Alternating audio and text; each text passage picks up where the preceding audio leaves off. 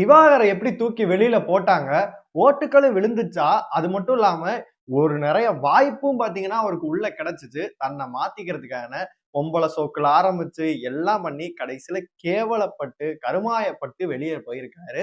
நிறைய பேர் இதை வந்து கொண்டாடிட்டு இருக்காங்க. எல்லாத்தையுமே நம்ம ஃபுல்லாவே பார்த்தரலாம். ஹாய் மக்களே, நான் உங்க ஷாம். நிறைய பேர் வீடியோ பாக்குறீங்க. லைக் பண்ணாம பாக்குறீங்க. லைக் பண்ணிட்டு பாத்தீங்க அப்படின்னா ரொம்பவே சந்தோஷமா இருக்கும். பிக் பாஸ் சீசன் 9ல வந்து பாத்தீங்கன்னா நமக்கு பிடிச்ச சாபக்கேடுன்ற மாதிரி சீசன் ஆடாது அப்படின்ற லெவல்ல இப்ப டெய்லியுமே வந்து கடுப்பேத்தின ஒரு சீசன்னா இந்த சீசன் மட்டும்தான். அதுவும் இல்லாம கண்டஸ்டன்ட்லாம் இதை ஒஸ்ட் அப்படின்னா இந்த சீசனை தான் சொல்ல முடியும். கண்டென்ட் கொடுக்க சொன்னா வாழு வாழு வாழுன்னு கத்திக்கிட்டு இருந்தாங்க. இந்த வாரத்துல தி பெஸ்டா வந்து பாத்தீங்கன்னா மக்கள் செல்வம் வந்து பாத்தீங்கன்னா ஹோஸ்ட் பண்ணிட்டு இருக்காரு. நேத்தெல்லாம் பார்வதி எல்லாம் தாளிச்சு விட்டாரு. அதுவும் இல்லாம திவாகர்லாம் செய்யறாரு. நீ எல்லாம் ஒரு மனுஷனே இல்ல தெரியுமா அப்படின்ற மாதிரி செய்யறாரு. இன்னைக்கு நீங்க 2 ப்ரோமோலையும் பார்த்திருந்தீங்கன்னா பாத்தீங்கன்னா பார்வதியும் அண்ட் திவாகரையும் செய்யறாரு. நீங்க எப்படி அந்த டாஸ்க்ல இருந்து வெளியில போனா உங்களுக்கு யாரு அந்த அதிகாரம் கொடுத்தது? கேமராவை பார்த்து நீங்க வந்து டாஸ்க் பண்ண சொன்னா வந்து ரீல்ஸ் பண்ணிட்டு இருக்கீங்கல்ல, தமிழ்நாட்டிலே நான் தான் பெரிய இது, அதுக்கு உனக்கு பண்ண முடியாது, வக்கு இருக்கா அப்படின்னு சொல்லிட்டு அவர் கேட்கிறாரு.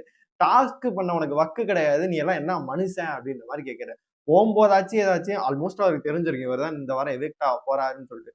போகும்போதாச்சும் சரி இப்படி இருங்க, வேற மாதிரி மாறுங்க அப்படின்னு சொல்லி ஏதாச்சும் பண்ணா பரவாயில்ல. போற வரைக்கும் வச்சு செஞ்சுதான் வந்து திவாகர் வந்து அனுப்பிச்சு விட்டுருக்காங்க. போகும்போது வந்து பாத்தீங்கன்னா போமாட்டேன்ற சொல்ற விஷயமா இருக்கும். நிறைய டிராமாக்கள்லாம் வேற நடந்திருக்கு. அவர் எப்படி தூக்கி வெளியில போட்டாங்க, அவருக்கு என்னென்ன சான்சஸ் எல்லாம் கிடைச்சிச்சு அப்படின்னு தான் நம்ம பார்க்கணும். வெளியில இருக்கப்பையும் நான் கிறுக்குத்தனம் பண்ணி, ஒரு முட்டாள்தனமா பண்ணி, மத்தவங்களுக்கு ஒரு வந்து பேட் எக்ஸாம்பிளா இருந்துதான் பாத்தீங்கன்னா ஃபேமஸ் ஆனாரு. நிறைய இன்டர்வியூல அதே தான் பண்ணிட்டு இருந்தாரு. அப்படி இருக்கும்போது கடைசியா ஒரு இன்டர்வியூல கூட பாத்தீங்கன்னா அவரை வந்து முகத்திரை கிழிக்கப்பட்டுச்சு நிறைய சேனல்ஸ்ல.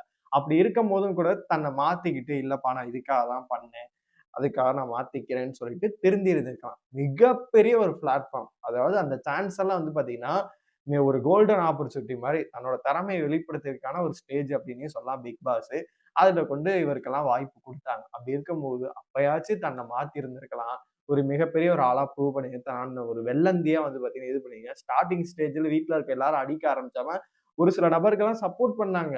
நம்மளே என்ன சொன்னோம், நீங்க வேணா பாருங்களேன், திவாகருக்கு வந்து நம்ம எல்லாம் சேர்ந்து சப்போர்ட் பண்ண போறோம் அப்படின்ற மாதிரி சொல்லிட்டு நம்ம சப்போர்ட்டுகளும் வந்துகிட்டு இருந்துச்சு. அதை அப்படியே தாக்கல் பண்ணிக்கிட்டு நான் நடிப்பறக்கேன், நடிப்பு கிருக்கேன் அதெல்லாம் ஒத்தி வச்சுட்டு டாஸ்க்லயோ வீட்டுல பழகுறவங்கள்ட்டயோ வந்து நல்ல ஒரு போக்கஸ்டா போயிருந்தாங்கன்னா இந்த மனுஷன் வந்து வந்திருப்பான். இல்லப்பா நான் ஒரு சூரப்புலி, நான் வந்து ஒரு கமலஹாசனை மிஞ்சிருவேன்ற மாதிரி வீட்டுக்குள்ள இருக்கலாம் எனக்கு தகுதிக்கு கீழேன்னு சொல்ற விஷயங்களா இருக்கட்டும். நீங்க சொந்தக்காரங்க தானே அப்படின்னு சொல்லி, நீ எங்கிட்டு புடிச்சு எங்கிட்டு வர அப்படின்னு சொல்லிட்டு நம்மளுக்கு நல்லாவே தெரியுது.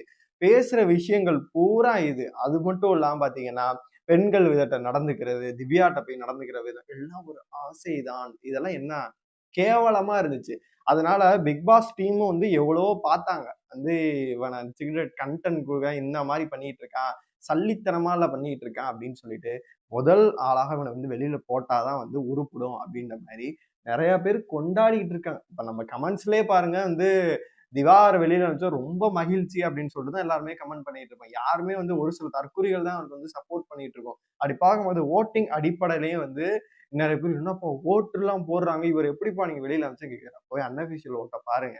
யாருக்கு அதிக ஓட்டு விழுந்துச்சு அப்படின்னா திவ்யாக்கும், சாண்ட்ராக்கும், பார்வதிக்கும், விக்ரம் இவங்களுக்கு தான் ஓட்டுகள் வந்து நிறைய அன்அஃபிஷியல் இருந்துச்சு. மத்த வியானாவா இருக்கட்டும், கனியா இருக்கட்டும், சுபிக்ஷாவா இருக்கட்டும், ரம்யாவா இருக்கட்டும், திவ்யாவா இருக்கட்டும், சாரி நம்ம வந்து திவாகரா இருக்கட்டும், இவங்க எல்லாருக்கும் பாத்தீங்கன்னா ஓட்டுக்களே சுத்தமா கிடையாது. லிட்ரலி 0. இவங்க எல்லாம் 89ல 90,000க்குள்ள 1000 ஓட்டு டிஃபரண்ட் தான். யாரு வேணா வெளியில போயிருந்திருக்கலாம். டபுள் எவிக்ஷன் இருக்கதா வந்து நியூஸுமே இருந்துச்சு. கனி வெளியில அனுப்பப்பட்டா அந்த அன்பு கேங் உடையும்.